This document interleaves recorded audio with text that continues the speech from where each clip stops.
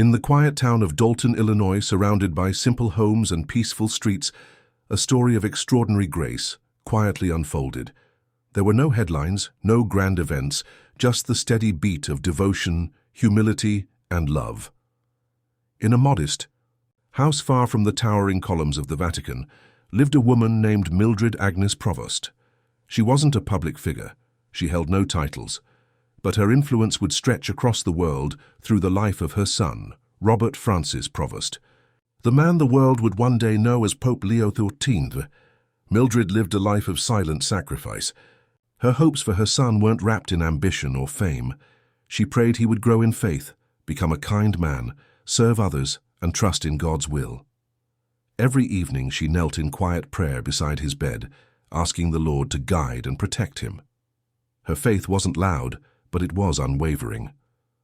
In her quiet teachings, soft-spoken encouragement, and steady presence, she became the first and most lasting teacher of his soul. Robert, known as Bob to those closest to him, grew up in a home that didn't seek recognition. The Provost family moved through life with grace, humility, and a shared love for each other and for God. His father was a man of quiet strength who worked diligently to support the family, while Mildred held the home together with warmth, wisdom, and faith. Though they never saw themselves as remarkable, they gave their children something rare, a deep sense of security rooted in love and spiritual purpose. From a young age, Robert was not the loudest voice in the room. He was thoughtful, observant, and drawn to the sacred. Small details stayed with him: the sound of church bells in the early morning, the scent of incense during Mass, the beauty of hymns echoing through the church walls. These moments stirred something in him that words could not describe. At St. Mary of the Assumption Parish in nearby Riverdale, he found not just a church but a spiritual home.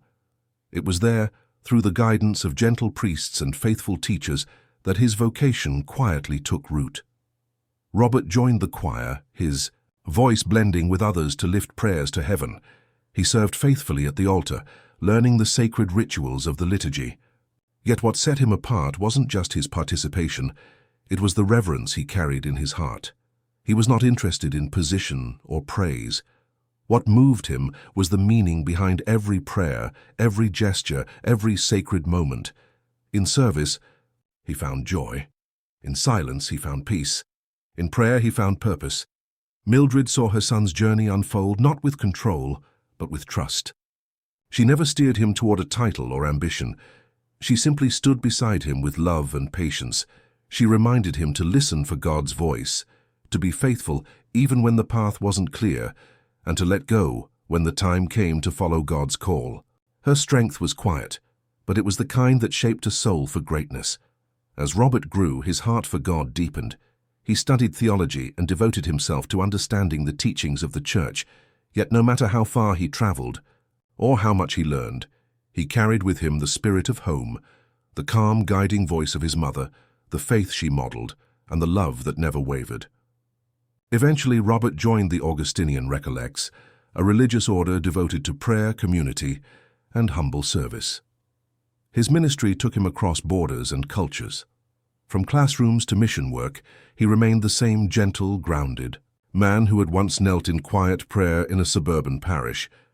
Those who served alongside him admired his humility, his ability to listen, and his unwavering dedication to the people he served. He didn't seek power or recognition. He simply sought to bring Christ to others. So when the world was surprised by the announcement that Robert would become Pope Leo XIV, those who truly knew him were not. They understood that he had been shaped not by ambition, but by devotion. The roots of his strength ran deep, planted in the faith of a quiet home, watered by a mother's prayers and nurtured by a family who never sought greatness but lived it every day. Behind the figure of Pope Leo XIV stood a woman whose story was never told on stages or in newspapers. Mildred Agnes Provost, the faithful mother who never asked for anything, who never demanded praise, had raised a pope, not by striving, but by surrender, not through influence, but through love, not with noise, but with faith. Her love became the quiet foundation of his calling. Every homily he preached, every soul he comforted, every act of mercy he offered, carried the silent touch of her influence. The world will remember Pope Leo XIV for his leadership, his wisdom, and his compassionate vision for the Church.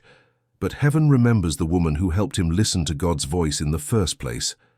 As Pope, Leo XIV often spoke of the sacredness of family, of listening to God in the everyday, and of finding holiness in the quiet places of life. He shared memories of his childhood, not to glorify himself, but to honor those who shaped him. In quiet moments, he remembered his mother's voice in prayer, her steady hands at the kitchen table, and her unshakable faith in difficult times. Mildred's life is a powerful reminder. In God's eyes, greatness is not measured by status, but by faithfulness. She never wore a crown, but she bore the weight of love.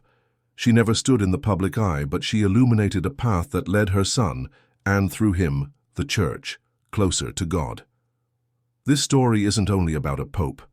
It's about what happens when love leads, when faith holds firm, and when small unnoticed acts of goodness build a legacy that lasts forever.